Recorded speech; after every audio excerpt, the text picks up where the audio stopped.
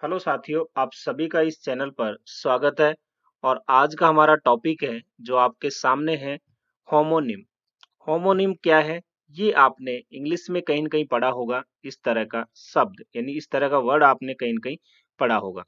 तो इसके बारे में हम डिस्कस करेंगे। ये क्या है? देखिए, बहुत ही सिंपल है और इंटरेस्टिंग कॉन्सेप्ट है ये। आप इसको समझने का प्रयास करें। होमोनिम क्या है? यानी ऐसे वर्ड जिनकी स्पेलिंग या साउंड सेम होता है। साउंड का मतलब यहाँ प्रोनाउंसिएशन से है, मतलब उनके उच्चारण से है। तो ऐसे वर्ड जिनकी स्पेलिंग या साउंड सेम होता है, लेकिन उनका जो मीनिंग है यानी जो अर्थ है उनका हिंदी में वो डिफर यानी अलग-अलग होता है। ऐसे वर्ड होमोनिम कहलाते हैं। अब इसकी 3 कैटेगरी होती है। पहली है होमोग्राफ, दूसरी है होमोफोन और तीसरी कैटेगरी में ये दोनों ही आते हैं, होमोग्राफ, होमोफोन। अब आप इनको समझिए। होमोग्राफ क्या है? होमोग्राफ ऐसे वर्ड जिनकी स्पेलिंग सेम होगी, लेकिन साउंड क्या है? डिफर होगा, यानी प्रोनाउंसिएशन अलग होगा और मीनिंग तो सबका डिफर ही होगा। तो अब आप इसका एग्जांपल देखिए। यहाँ पे हमने लिखा MINUTE और यहाँ भी लिखा MINUTE। देखिए, इसका मतलब स्पेलिंग दोनों की सेम है। ये स्पेलिंग सेम, यहाँ दोनों एक जैसी है, लेकिन साउंड डिफर है। जैसे इसको हमने कहा मिनट, इसको हमने कहा माइन्यूट। अब मीनिंग तो देखो अलग हो गई। तो मिनट यहाँ समय के संदर्भ में है, जिसका मतलब मिनट ही होता है। लेकिन इसका मतलब हम इसको जो है जब इस सेंस में ले, जब इसका अर्थ जो है सूक्ष्म हो, तो अब इसको हम जो है प्रोनाउंसिएशन जो है इसको माइन्यूट बोलते हैं।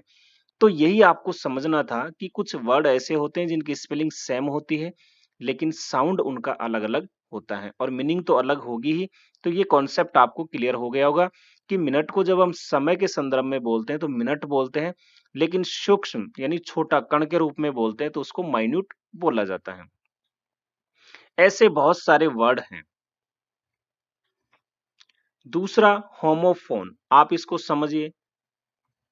ऐसे वर्ड जिनका साउंड सेम होगा यानी प्रोनाउंसिएशन सम एक जैसा होगा, लेकिन स्पेलिंग डिफर यानी अलग होगी और मीनिंग तो अलग ही होगा।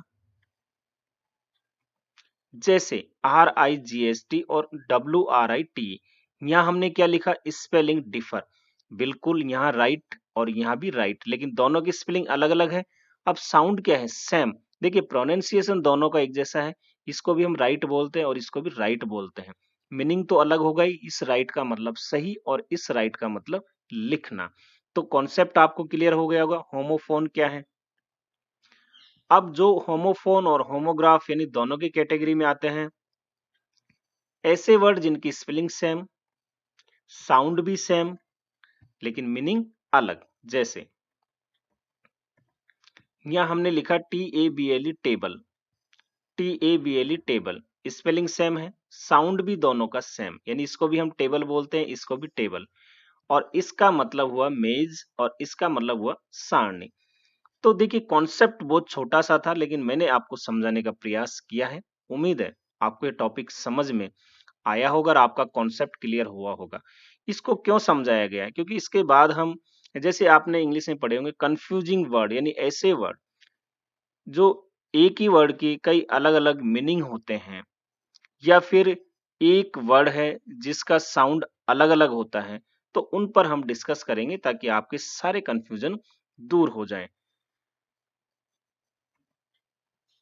उम्मीद है आपको ये टॉपिक पसंद आया होगा। तो आप इसे लाइक जरूर करें, वीडियो को ज्यादा से ज्यादा शेयर करें ताकि सभी बच्चों तक ये पहुंचे।